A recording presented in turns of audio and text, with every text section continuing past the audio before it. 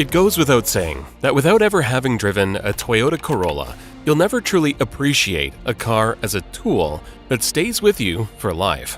How did one of the most recognizable names in the global automotive industry get its start? Find out today.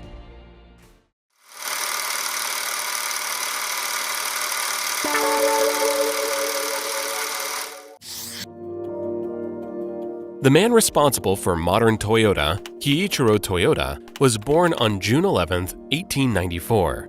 As the oldest child of Sakachi Toyoda, an engineer, and Tami Sahara. Growing up as a child interested in the sciences, he would soon enroll in university to pursue his desired subject. He received his degree from Tokyo Imperial University's Faculty of Engineering Department of Mechanical Engineering in 1920. He remained at Tokyo Imperial University's Faculty of Law for roughly 7 months following graduation, leaving not long afterward. Nevertheless, he soon joined his father's company, known as Toyota Boshoku back then, responsible for making machine tools and parts for industrial looms. Kiichiro traveled to San Francisco, London, and Oldham between July 1921 and February 1922 to learn about the spinning and weaving industry. And then he returned from Marseille via Shanghai, but was also starting to get interested in the automobile industry. It may be surprising to some, but the company did not start with making anything remotely related to automobiles. Sakichi Toyoda invented the Toyota Automatic Model G loom in 1926, a much welcome innovation at the time in Japan because it stopped itself when an issue occurred. With that, he constituted Toyota Industries Corporation Limited, of which he made his son managing director. Kiichiro had always wanted to turn the business into an automaker. Seeking to capitalize upon a new technology he sincerely believed Japan would benefit from greatly. A visit to Europe and the USA in 1929 would only confirm his beliefs. The automatic loom patent was sold to the British company Platt Brothers in the same year, providing the seed money for the creation of automobiles. Toyota Industries Corporation first established an automobile manufacturing division in 1933. Later, in 1936, the Automotive Manufacturing Act designated it as a licensed company. Its first production vehicle, the Model AA sedan, was unveiled in 1936 and was heavily influenced by the Chrysler DeSoto Airflow. It adhered to prevailing automotive conventions of the time through its design. The following year, in 1937, it became independent as Toyota Motor Corporation, and in the same year, Kiichiro became vice president. New designers were being considered, but since World War II's Pacific Theater was at its height, the Toyota family would be impacted on both the domestic and professional fronts. Civil repercussions would cause his children's education to be delayed, and his company would be forced to produce trucks for the Imperial Japanese Army. Despite the fact that full passenger car production was not permitted in Japan until 1949, a small number of cars were able to be built starting in 1947. One of these cars was the Toyota SA, which made his perseverance worthwhile. When the GHQ announced that authorized commercial production of vehicles for the general public would soon begin, design work began at the end of 1945. In January 1947, the car was released to lukewarm reception and sales. It was enough to get Toyota moving forward nonetheless, but not for long. Japanese automakers were permitted to resume making passenger cars, but at the same time, a new program to stabilize the economy and reduce inflation caused a severe cash shortage in the automotive sector, leading to many truck owners defaulting on their loans. In the end, the company was saved by the Bank of Japan, the nation's central bank.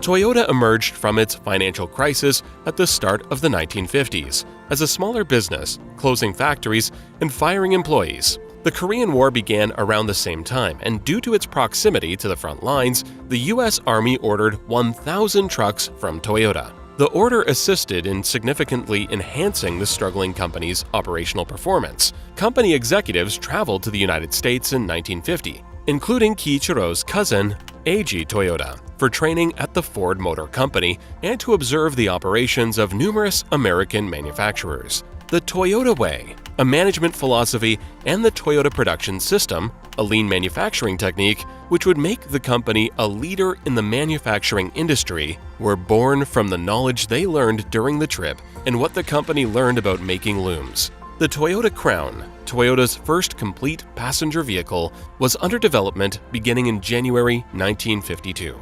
Before the Crown, Toyota outsourced the design and production of car bodies, which were then mounted on Toyota-made truck frames. The task was a significant test for Toyota because it required the company to create bodies and create a new chassis that would be comfortable while also enduring the sluggish, unpaved roads that were prevalent in Japan at the time. Kiichiro Toyoda passed away in 1952, sadly before he could see the Crown to the sales door. Eiji Toyoda took over, and after some time spent refocusing development, the Crown was released to sales in 1955. The car received favorable reviews from all over the world, and today's gorgeous high-end vehicles from Toyota still sport the Crown nameplate.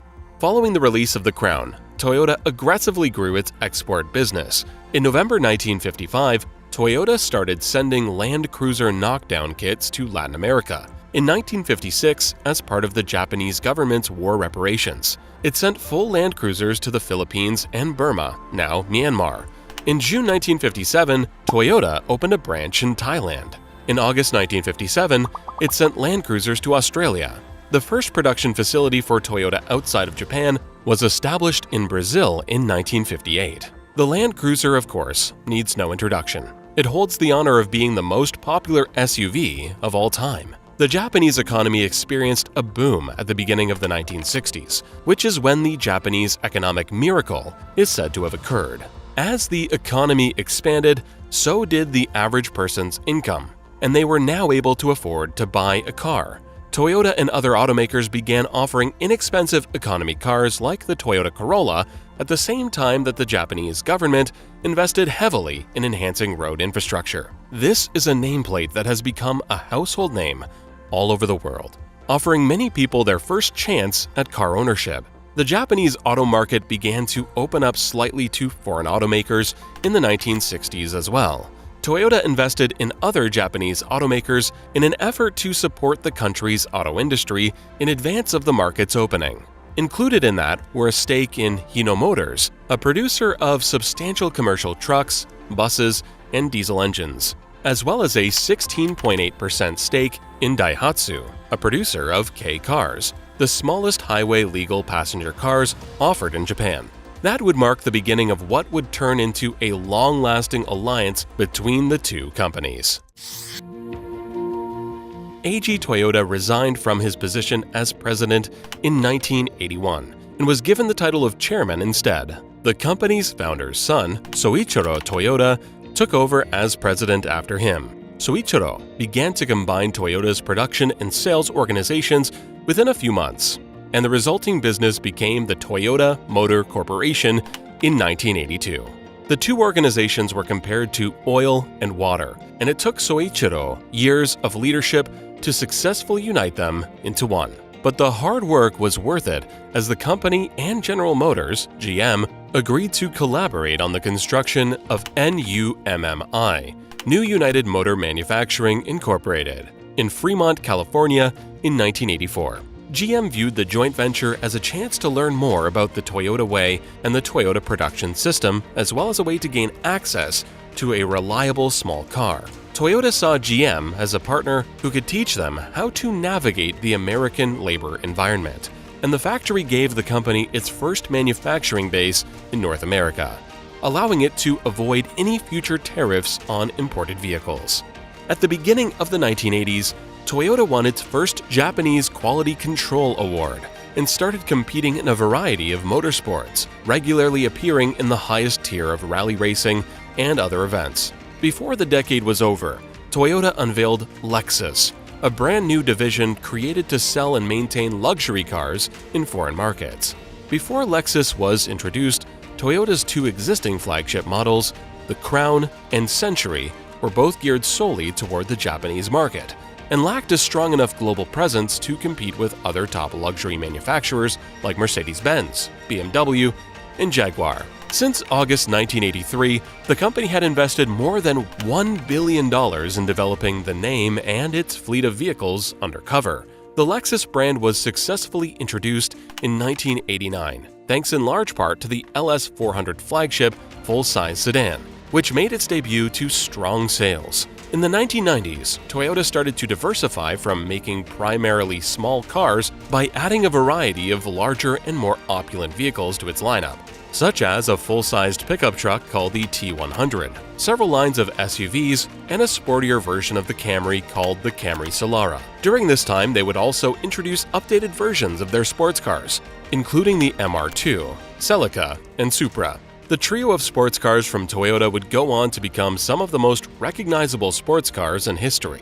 Not only did drivers adore these cars for being able to provide a thrilling driving experience at an affordable price, but they also went on to influence car enthusiasts' culture itself, spawning films such as The Fast and the Furious and games such as Need for Speed Underground that would immortalize them as hallowed creations.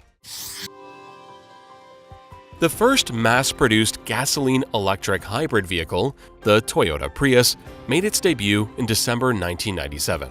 For the first 2 years, the vehicle would only be produced for the Japanese market before being exported globally. The company changed its aesthetic design language for the 2000s and began competing in Formula One in 2002, despite the fact that many consumers disapproved of the design decisions made for these cars. Toyota, nonetheless, made them extremely durable, and sales continued to soar as a result. On Forbes 2000's list of the top companies in the world in 2005, Toyota came in at number 517.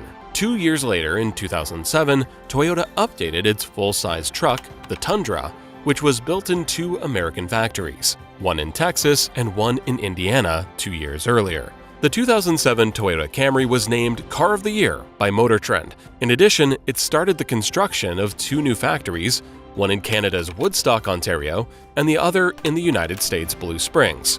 The company was not completely safe, though. Toyota was adversely affected by the global financial crisis of 2008 as a result of being forced to predict its first annual loss in 70 years in December of 2008.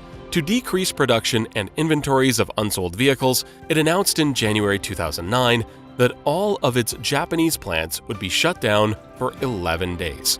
Toyota recalled millions of vehicles between 2009 and 2011 in response to reports that a number of drivers had experienced unexpected acceleration. The purpose of these recalls was to stop a floor mat on the front driver's side from sliding into the foot pedal well and trapping the pedals, as well as to fix any potential mechanical sticking of the accelerator pedal.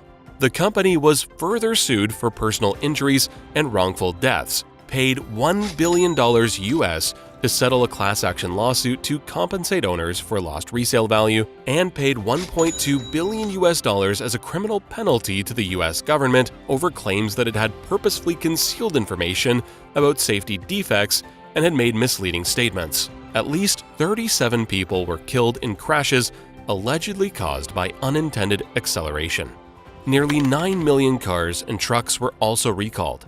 Since 1999, a member of the Toyota family had not been in charge. Katsuaki Watanabe resigned as president of the company amid the unintended acceleration scandal. On June 23, 2009, he was replaced by Akio Toyoda, the grandson of the business owner's founder, Kiichiro Toyoda. Since joining Toyota in 1984, Akio has held positions in production, marketing, and product development. In 2000, he was elected to the board of directors. However, soon Toyota and a sizable portion of the Japanese automotive industry both experienced a series of natural disasters in 2011.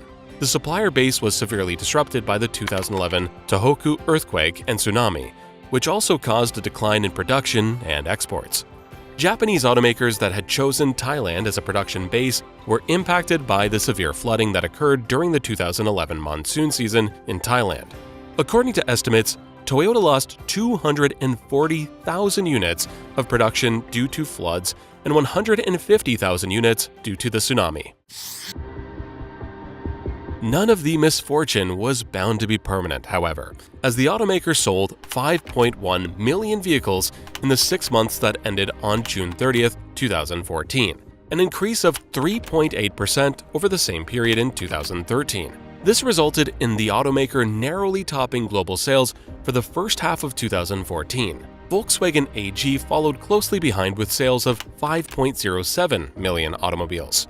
Toyota was able to invest in the development of hybrid powertrains and eventually EVs thanks to the additional profits, even though their efforts ultimately fell short of Tesla's. Then again, that was not to last for too long. In August 2016, the companies acquired all of Daihatsu's remaining assets, turning the small car manufacturer into a fully owned Toyota subsidiary and enabling them to enter more Japanese domestic market segments, including the K-car.